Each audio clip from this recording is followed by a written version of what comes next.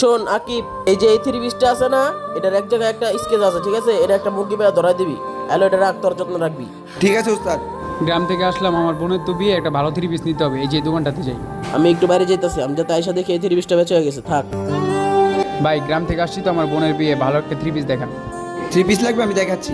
আসলে উনি এত দূর থেকে শখ করে আসছে, ওনাকে যদি আমি খারাপ থ্রি পিসটা দিই, আল্লাহ তাআলা আমার উপরে নারাজ এক হবে। কাজ করি, ওনাকে একটা ভালো থ্রি পিস দিই, এখান থেকে ভালো একটা থ্রি পিস দিই। এই যে এটা দেখতে পারেন। ভাই এই থ্রি পিসটার দাম কত? আসলে ভাই আপনি অনেক দূর থেকে শখ করে আসছেন, তো আপনার জন্য এটা 1200 টাকা রাখতে পারবে। বা ভাই শুক্রিয়া, এটা আমার দামের সাথে মিলে গেছে, এটা প্যাক করে দেন। আচ্ছা ঠিক আছে ভাই, দিচ্ছি।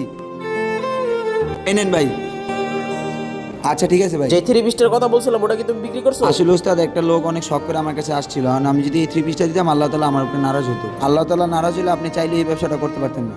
হ্যাঁ আকিব, তুমি ঠিকই বলছো, আমি বুঝতে পারি নাই। আল্লাহ ছাড়া এই রিজিক দেওয়ার মতন কে আছে বলো?